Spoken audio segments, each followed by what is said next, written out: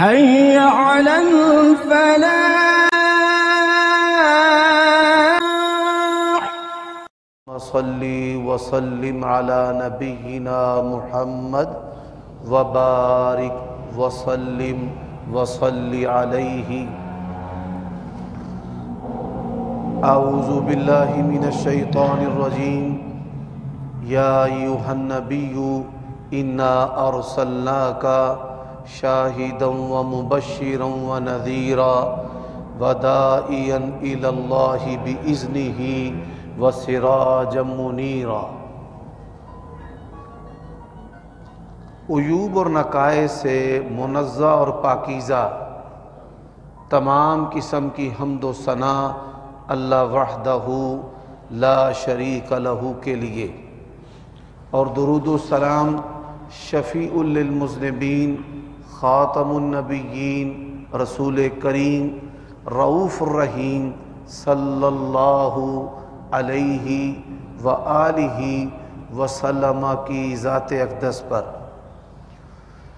گزشتہ خطبات سے آپ سیرت النبی صلی اللہ علیہ وآلہ وسلم کے مختلف جو پہلو ہیں وہ سماعت فرما رہے ہیں، جن میں ہمارے لیے ایمان و عمل کے اسباق اور نصیحتیں ہیں. اب گزشتہ خطبہ جمعہ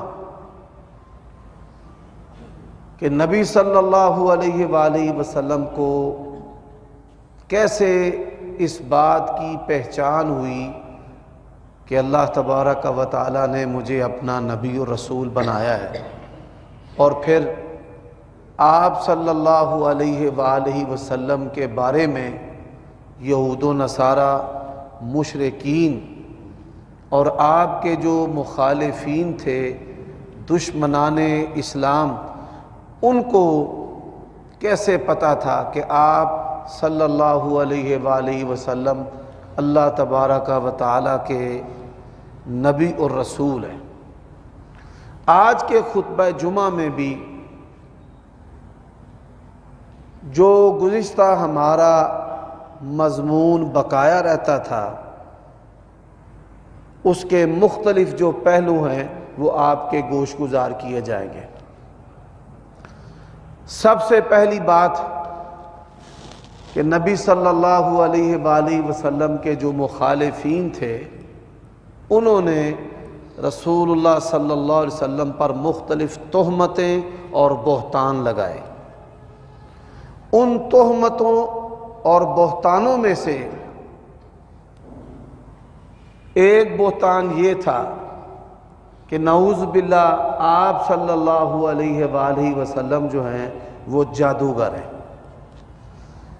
جادوگر کیوں کہتے تھے؟ کہ آپ صلی اللہ علیہ وآلہ وسلم کی محبت میں جو شخص گرفتار ہوتا تھا، وہ پھر اپنے کسی بھی رشتے کی پرواہ نہیں کرتا تھا، نبی علیہ السلام کی محبت کے، سیرت کے، دین کے گن گاتا تھا. میں اس کی ایک مثال دوں گا، اگرچہ سیرت النبی صلی اللہ علیہ وسلم ایسے واقعات سے بھری ہوئی ہے. 10 صحابہ کرام مشہور ہیں جن کو عشرہ مبشرہ کہا جاتا ہے. عشرہ کا معنی 10 اور مبشرہ کا معنی ہے جن کو نبی علیہ السلام نے واضح طور پر جنت کی بشارت دی ہے. عشرہ مبشرہ میں سے ابو بکر، عمر، عثمان، علی رضی اللہ عنہم، طلحہ، زبیر، سعد، سعید، ابو عبیدہ بن جراح اور عبد الرحمن بن عوف رضی اللہ تعالی عنہم اجمعین. ان میں سے ایک صحابی ہیں حضرت سعد رضی اللہ تعالیٰ عنہ. ان کا جو پورا نام ہے وہ سعد بن ابی وقاص رضی اللہ تعالی عنہ. ان کو ایک بڑی منفرد شان اور فضیلت حاصل ہے. غزوہ احد کے اندر یہ تیر چلا رہے تھے اور ان کے جو نشانے ہیں وہ بڑے ٹچ تھے، بہترین، اور ان کو جو تیر پکڑانے والے تھے وہ کوئی اور صحابی یا جنگجو نہیں تھے، بلکہ خود رسول اللہ صلی اللہ علیہ وسلم ان کو تیر پکڑا رہے تھے۔ یہ بھی ایک بڑی فضیلت کی بات ہے۔ اب صرف آپ صلی اللہ علیہ وآلہ وسلم تیر ہی نہیں پکڑا رہے تھے، بلکہ نبی علیہ الصلوۃ والسلام نے ان کی نشانہ بازی سے خوش ہو کر یہ ارشاد فرمایا، ارم یا سعد فداک ابی و امی، اے سعد تیر چلا، تجھ پر میں محمد صلی اللہ علیہ وسلم کے والدین قربان جائیں۔ حضرت سعد رضی اللہ تعالیٰ عنہ یہ اپنی والدہ کے بڑے فرما بردار تھے، اور ان کی خدمت اور فرما برداری جو ہے وہ ضرب المثل تھی کہ کسی نے فرما بردار دیکھنا ہے اپنی ماں کا تو سعد کو دیکھ لیں۔ نیکوکاری بھی بڑی مشہور تھی۔ حضرت سعد رضی اللہ تعالیٰ عنہ مشرف باسلام ہوئے، یعنی اسلام قبول کیا، تو ان کی یہ کوشش تھی کہ میری جو والدہ ہیں وہ بھی مسلمان ہو جائیں۔ اپنی والدہ کے سامنے نبی صلی اللہ علیہ وآلہ وسلم کا تذکرہ کرنا شروع کر دیا کہ آپ بڑے اچھے ہیں، بڑے پیارے ہیں، آپ کی باتیں بڑی انمول ہیں، اور آپ اللہ تبارک و تعالیٰ کے نبی و رسول ہیں۔ آپ یہ بات بخوبی جانتے ہیں کہ عورت جو ہے وہ محبت میں تنگ دل ہوتی ہے۔ یہ ساس بہو کا جو جھگڑا ہے مدتوں سے، ازلوں سے چل رہا ہے، اور یہ چلتا رہے گا۔ اس کا سبب کیا ہے کہ جب بیٹا اپنی بیوی کے قریب ہوتا ہے تو ماں سے برداشت نہیں ہوتا، وہ یہ سمجھتی ہے کہ یہ میری محبت میں شریکہ ہو گئی ہے۔ اور جب اسی طرح بیٹا اپنی ماں کے قریب ہوتا ہے تو بیوی سے برداشت نہیں ہوتا۔ یہ عدم برداشت کی وجہ سے ٹکراؤ ہے، اور ایسے جملے اور ایسا رویہ اور ایسے کام جن سے لڑائی جو ہے وہ جنم لیتی ہے۔ تو ان کی والدہ نے بائیکاٹ کر دیا کہ میرا بائیکاٹ ہے، نہ میں کھاؤں گی نہ پیوں گی جب تک محمد صلی اللہ علیہ وسلم کو چھوڑنے کا تم اعلان نہیں کرو گے۔ تو حضرت سعد رضی اللہ تعالیٰ عنہ زبردستی اپنی والدہ کو کھانا کھلاتے کہ میری ماں کہیں بھوک سے مر نہ جائے۔ تو ماں جو ہے اس نے کہا نہیں، میں نے تو کھانا کھانا ہی نہیں، جو مرضی ہو جائے، جب تک تم یہ نہیں نہ کہو گے کہ میں نے محمد صلی اللہ علیہ وسلم کو چھوڑ دیا ہے تب تک میں نے کھانا نہیں کھانا۔ ماں کی سختی اور جزم کو دیکھ کر، پختگی کو دیکھ کر حضرت سعد رضی اللہ تعالیٰ نے کہا کہ ماں اچھا اگر یہ بات ہے، تو میری ایک ماں ہے، اگر آپ جیسی 100 مائیں بھی ہوتی تو نبی علیہ السلام کی محبت پہ قربان کر دیتا۔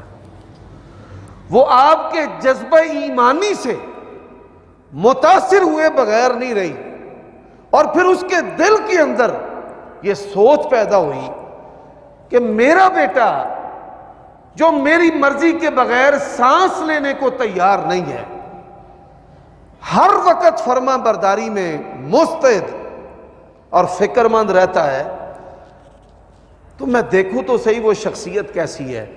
جب نبی علیہ الصلوۃ والسلام کے پاس ان کی والدہ گئی تو اللہ تعالیٰ نے ان کو بھی ایمان اور اسلام کی نعمت سے نواز دیا، اور صدقہ و خیرات بہت کثرت سے کرتی تھی حضرت سعد کی والدہ۔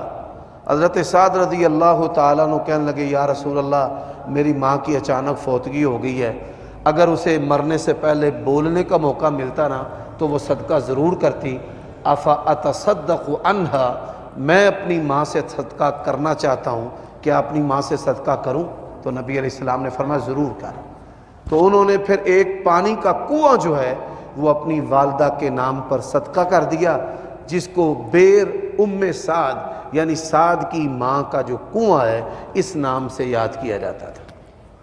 حضرات اس بات سے ہمیں یہ بات معلوم ہوتی ہے کہ صحابہ کرام رضوان اللہ علیہ مجمعین نے دنیا کی ہر چیز سے بڑھ کر اگر کسی سے محبت کی ہے تو نبی کریم صلی اللہ علیہ وآلہ وسلم سے محبت کی ہے۔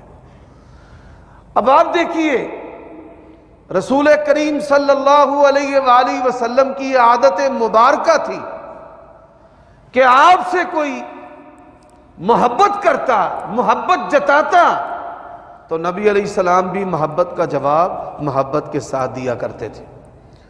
حضرت زید بن حارثہ رضی اللہ تعالی عنہ یہ حضرت خدیجہ کے غلام تھے۔ جب سیدہ خدیجہ سے شادی ہوئی تو انہوں نے یہ غلام نبی علیہ السلام کو دے دیا، بلکہ آپ صلی اللہ علیہ وسلم کا جو نکاح سیدہ خدیجہ سے ہوا حضرت زید بن حارثہ رضی اللہ تعالی عنہ کی رپورٹنگ کی وجہ سے ہوا۔ یہ سفر میں نبی علیہ السلام کے ساتھ تھے اور انہوں نے آ کر آپ صلی اللہ علیہ وسلم کی برکات اور آپ صلی اللہ علیہ وسلم کے اخلاق کریمہ اور آپ صلی اللہ علیہ وآلہ وسلم کی جو خوبیاں ہیں وہ بتائیں، جس سے سیدہ خدیجہ نے نکاح کا پیغام رسول کریم صلی اللہ علیہ وسلم کو بھیجا۔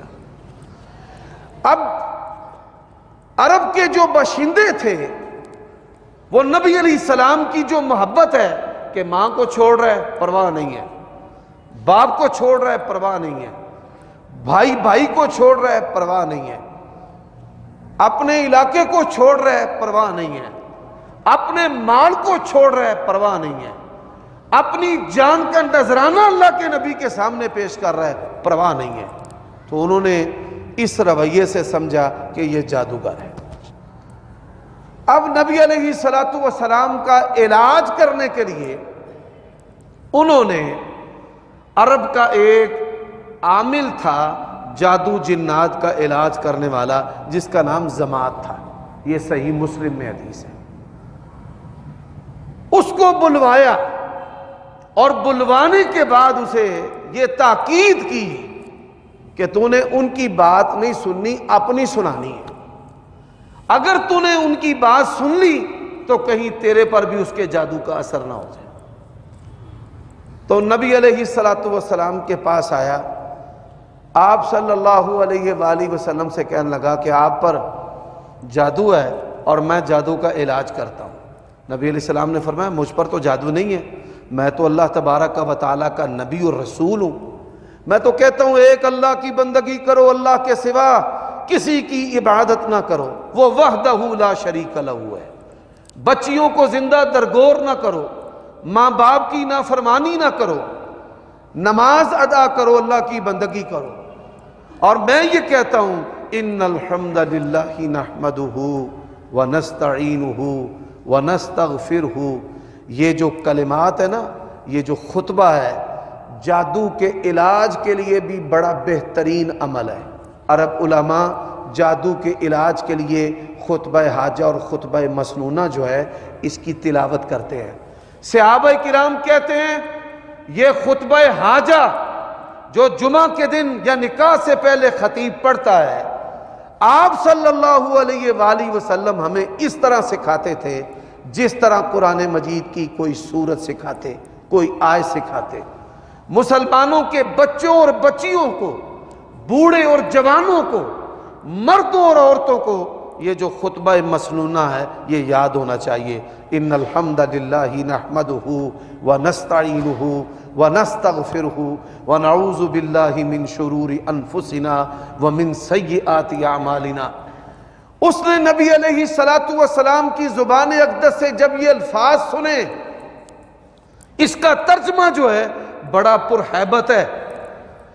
تمام تعریفیں اللہ رب العالمین کے لیے ہیں، ایسی تعریفات جو عیبوں سے اور نقصوں سے پاک ہے۔ ان الحمد للہ ہم اس کی تعریف کرتے ہیں، اس سے مدد چاہتے ہیں، اس سے معافی طلب کرتے ہیں۔ جسے اللہ ہدایت دے دے اسے کوئی گمراہ نہیں کر سکتا، اور جسے اللہ گمراہ کر دے اسے کوئی ہدایت نہیں دے سکتا۔ اس نے کہا اعد علیہ، ذرا ایک مرتبہ پھر سنا۔ زماد اس زمانے کا چوٹی کا نامور جو ہے وہ عامل ہے، دنیا جو ہے وہ اس کی ہیبت سے ڈرتی ہے۔ لیکن آپ غور کیجئے کہ ہم کیسے مسلمان ہیں، ہمارے دل کیسے آلودہ ہیں، ہمارے دل کس طرح کے سخت ہیں۔ ہم ذکر سے اور فکر سے کتنا دور ہیں، زندگیوں سے ہم یہ الفاظ سن رہے ہیں، ان الحمد للہ نحمدہ ونستعینہ ونستغفرہ۔ یہ کلمات جو ہیں ہمارے دل پر، ہمارے دماغ پر جو ہیں وہ اثر کیوں نہیں کرتے؟ یہ کلمات جو ہیں اللہ تبارک و تعالیٰ سے ہمارا کنیکشن جو ہے وہ کیوں نہیں جوڑتے کہ اس کے بعد جو اللہ تعالیٰ اور اس کے رسول کی باتیں ہیں وہ ہمارے دلوں اور دماغ پر اثر کرنا شروع کر دیں؟ تو یہ ایک لمحہ فکریہ ہے۔ تو میرے بھائیوں دوستو، نبی علیہ السلام نے پھر پڑھا ان الحمد للہ نحمدہ ونستعینہ۔ اس نے جب دوسری دفعہ یہ خطبہ سنا، کچھ دیر اس نے اپنے سر کو جھکائے رکھا، گریبان میں اس طرح جھکا کر، پھر کہنے لگا کہ آپ مجھے بھی اپنا کلمہ پڑھائیں، میں بھی آپ کے ساتھ ملنا چاہتا ہوں۔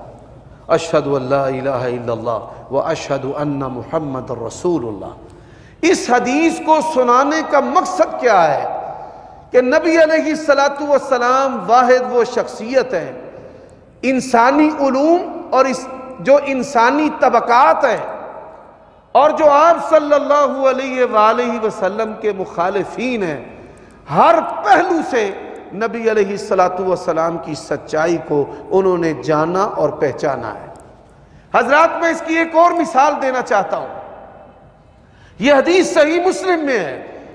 صحابہ کرام رضوان اللہ علیہم اجمعین صرف اللہ کے نبی کے حسن و جمال اور آپ کے گفتار و کردار کی وجہ سے اپنی جانیں نچھاور کرنے کے لیے، نثار کرنے کے لیے، اپنے آپ کو کٹوانے کے لیے ہر وقت تیار رہتے تھے۔ لیکن جب ان کی آنکھوں نے دیکھا کہ نبی علیہ السلام کی انگلیاں اور آپ کی مبارک ساتھ یہ جو سماعت ہے اور آپ کی جو آنکھیں ہیں وہ کن کن چیزوں کا ادراک کر رہی ہیں اور ان چیزوں پر کیا تصرف آ رہا ہے، تو اللہ تبارک و تعالیٰ نے ان کے ایمان کی حلاوت کو اور زیادہ کر دیا، اور نبی علیہ السلام کی محبت میں وہ فریفتہ اور کشتہ تھے کہ آپ صلی اللہ علیہ وآلہ وسلم کے اشاروں پر وہ اپنی زندگیاں بسر کرتے تھے، اپنا گھر بار، اپنی اولاد، اپنا خون، اپنی جانیں سب کچھ نچھاور کرنے کے لیے ہر لحظہ تیار رہتے تھے۔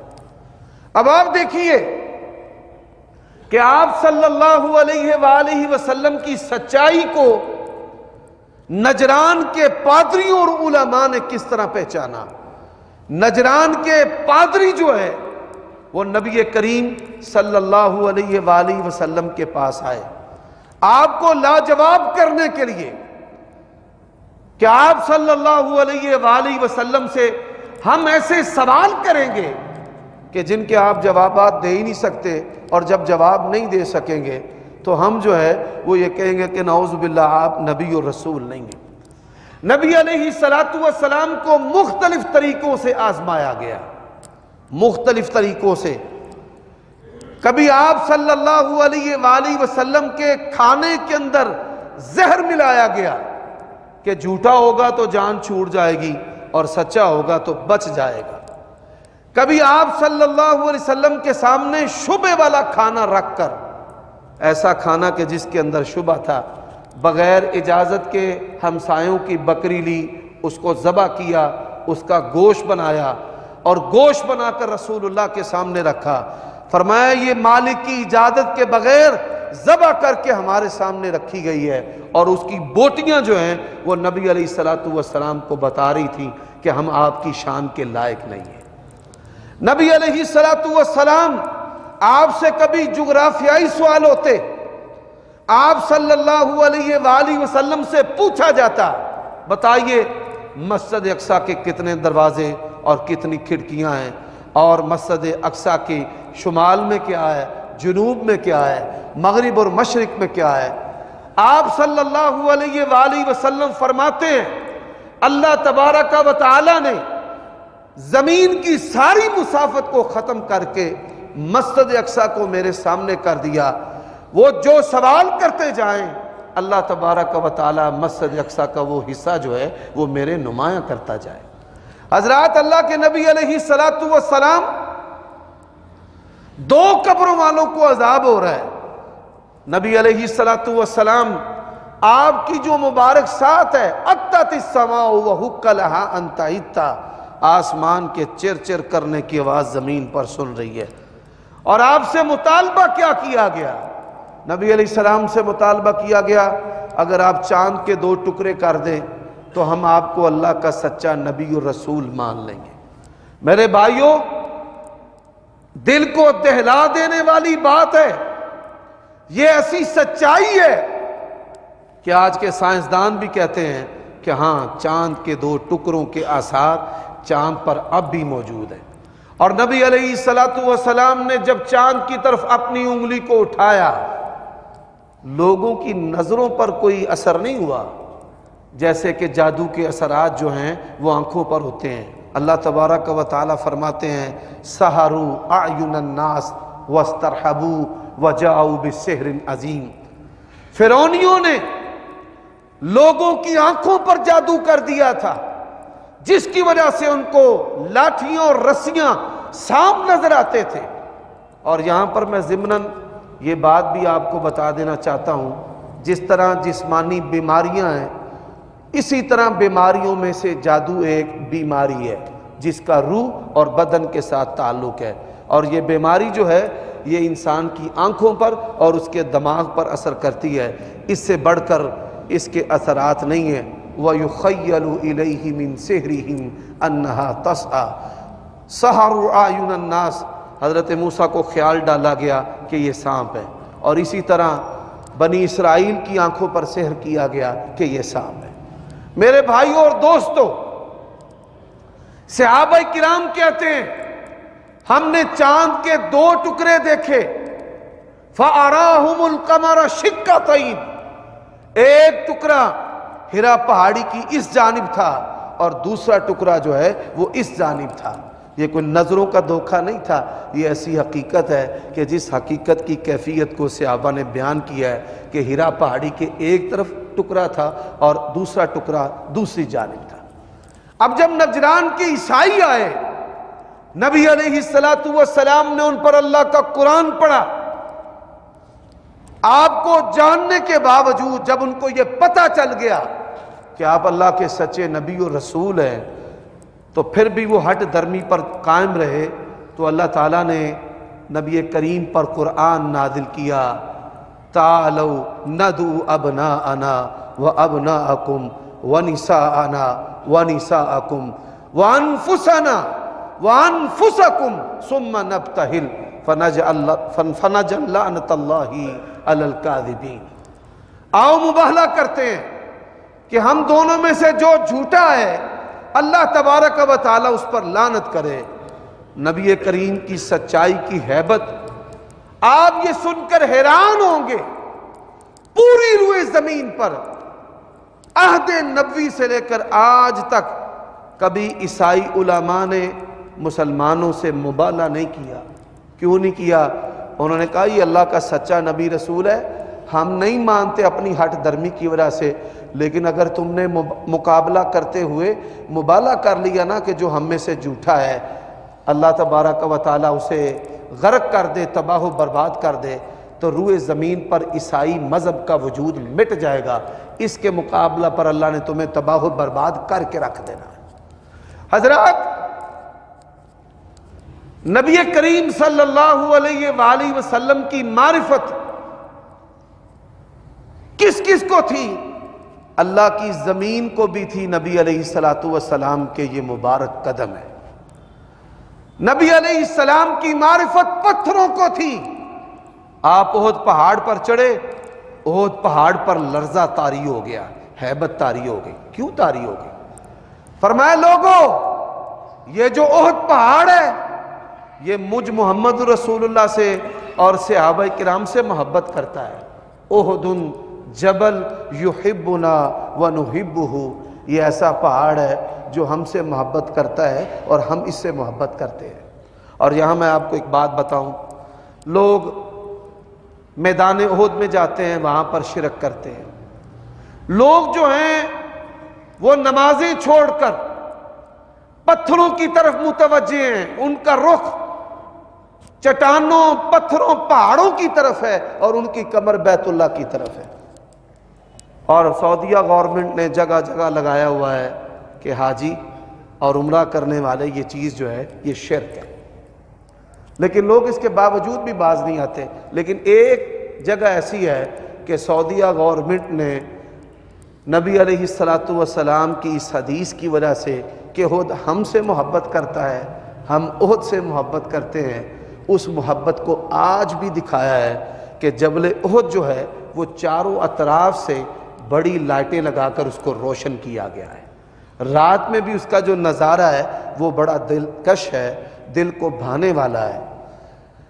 تو نبی علیہ السلام نے ایڑی لگائی احد پر، فرمایا اس وقت ٹھہر جا، علیک نبی اللہ، تجھ پر اللہ کے نبی کھڑے ہیں، صدیق کھڑے ہیں، اور دو شہید حضرت عمر اور حضرت عثمان رضی اللہ تعالی عنہما کھڑے ہیں.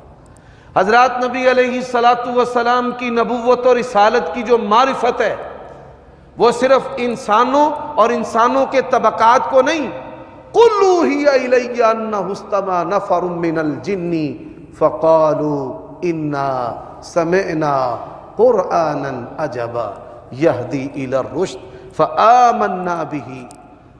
ثقلین جو ہیں جن و انس، یہ مکلف دو ایسی قومیں ہیں، ایسی نوع کہ جو شریعت اسلام کی مکلف ہیں، ان میں انسان بھی ہیں اور ان میں جنات بھی ہیں.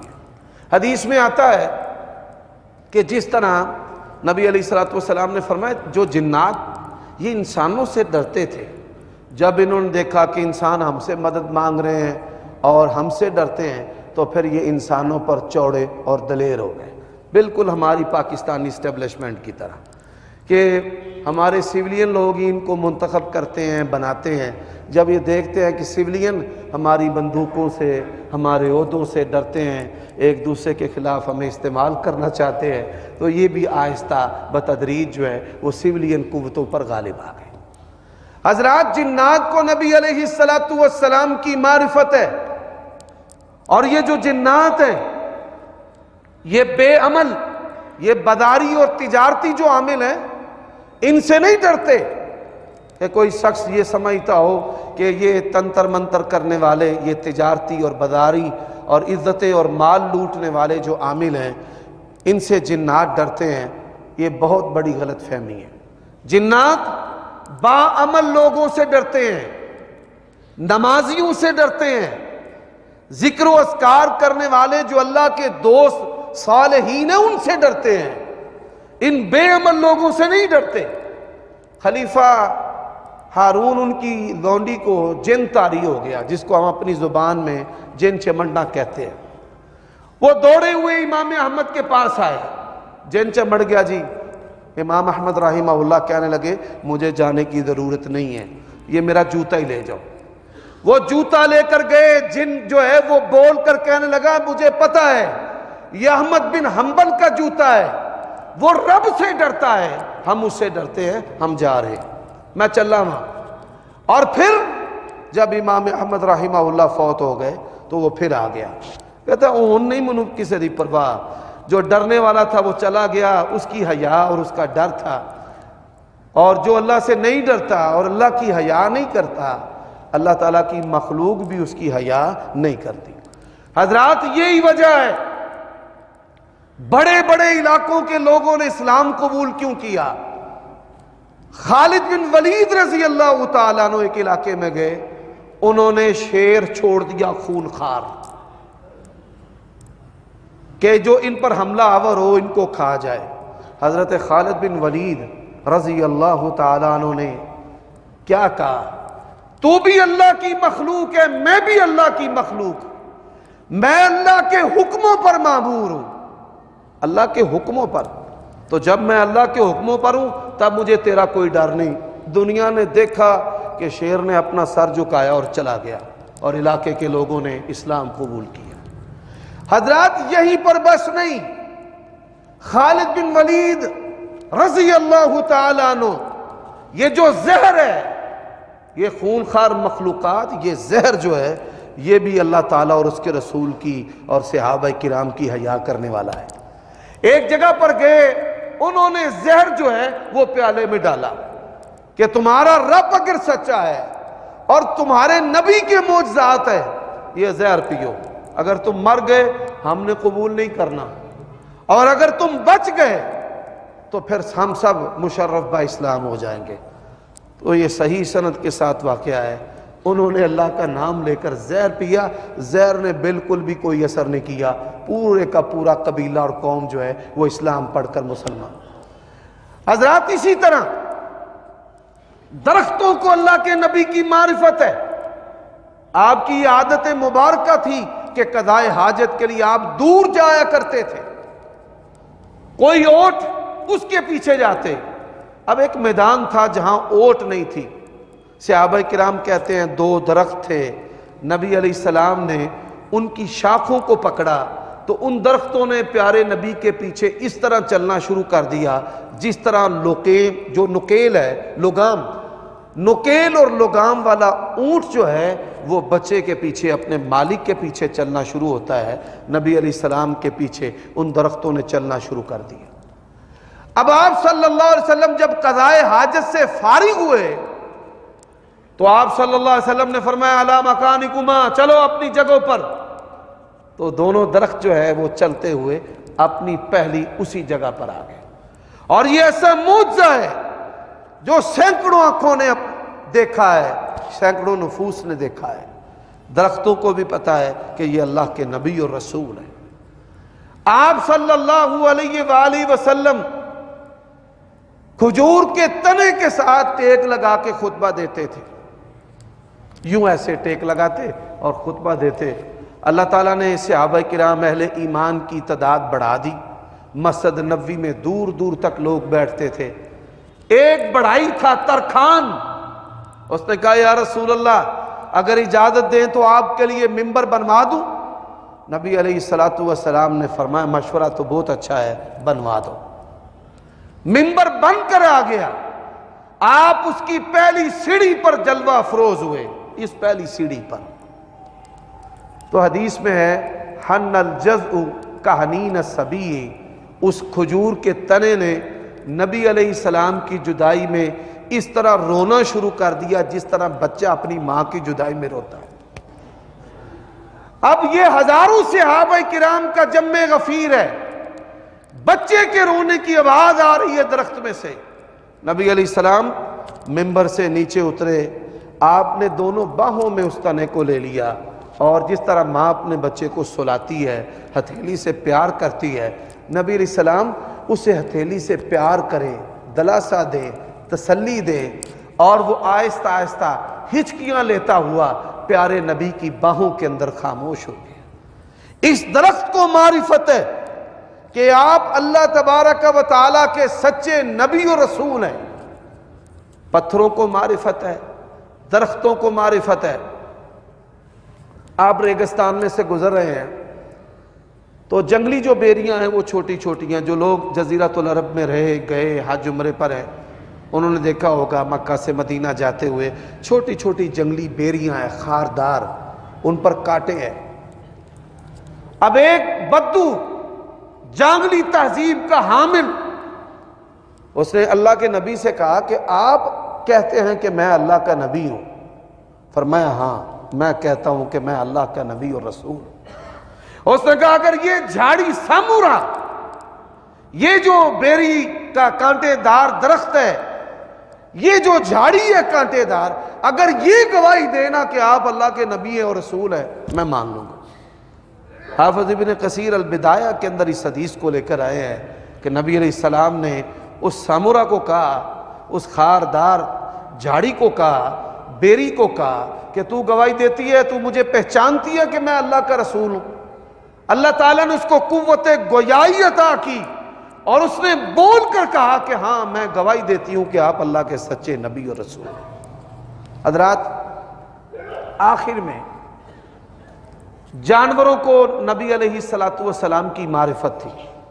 جابر ابن عبداللہ فرماتے ہیں میری اونٹنی بڑی لاغر تھی، ڈیچوں ڈیچوں، کبھی بیٹھے کبھی چلے کبھی کھڑی ہو جائے۔ آپ علیہ السلام آئے، آپ نے اپنا مبارک قدم میری اونٹنی کو لگایا، کہا تگڑی ہو کے چل۔ فرمانے لگے پھر ساری وہ بڑے بڑے دلیر جو اونٹ تھے اور جانور تھے اور سواریاں تھیں، ان سب کو کاٹ گئی اور پھر آگے نکل گئی۔ سنیں ابی داؤد کے اندر حدیث ہے، ایک بپھرا ہوا غسیلہ اونٹ، یہ اونٹ بڑا کینہ پرور ہے۔ ہمارے شہر کے اندر ایک صاحب میڈیکل سٹور چلاتے ہیں، انہوں نے خود مجھے یہ بات سنائی کہ ہم پیچھے سے کشمیر کے ہیں اور یہاں گجرانوالہ میں رہتے ہیں، میرے دادا جی کشمیر گئے اور اونٹ تھا، اس کو چھڑی ماری، پھر کچھ عرصہ کے بعد گئے، اسی اونٹ نے دانتوں کے ساتھ چک مار کر چبا کر میرے دادے کو ہلاک کر دیا۔ جن علماء نے جانوروں پر کتابیں لکھی ہیں انہوں نے کہا یہ بڑا کینہ پرور جانور ہے، اس وجہ سے اس کو مارتے نہیں ہیں، جب یہ کسی سے مار کھا لینا دماغ میں رکھتا ہے کہ اس نے مجھے مارا ہے، اور زندگی میں جب موقع ملے گا حملہ کر کے اس کا نقصان کرے گا۔ غسیلہ اونٹ بپھرا ہوا، پورے بندے کے سر کو وہ ایسے نگل جاتا ہے، سروں پھاڑ دیں چک چھاڑ دیں، بپھرا ہوا۔ تو وہ بپھرا ہوا اونٹ جو ہے، لوگ ڈر گئے، اندراں چڑھ گئے، دکانوں پہ کھڑے ہو گئے، سائڈ پہ ہو گئے۔ وہ سیدھا آیا، نبی علیہ السلام کے مبارک قدموں میں اس نے اپنا سر رکھ دیا اور آواز نکالنی شروع کر دی۔ اللہ کے نبی نے فرمایا اس کا مالک کدھر ہے؟ جی یا رسول اللہ۔ فرمایا یہ مجھے پہچانتا ہے کہ میں اللہ کا نبی رسول ہوں اور مجھے تیری شکایت لگا رہا ہے۔ اس حدیث سے یہ بھی معلوم ہوا کہ پیارے نبی کریم صلی اللہ علیہ وسلم کو جانوروں کی بولیاں بھی آتی تھی، وَعُلِّمْنَا مَنْطِقَ الطَّيْرِ۔ آپ نے فرمایا یہ مجھ سے شکایت لگا رہا ہے کہ تو کام بہت زیادہ لیتا ہے اور چارہ تھوڑا دیتا ہے، اپنے جانوروں کے ساتھ حسن سلوک کیا کرو، ان کی خوراک کا خیال رکھا کرو، ان پہ مشقت اور بوجھ بڑھ کر نہ ڈالا کرو۔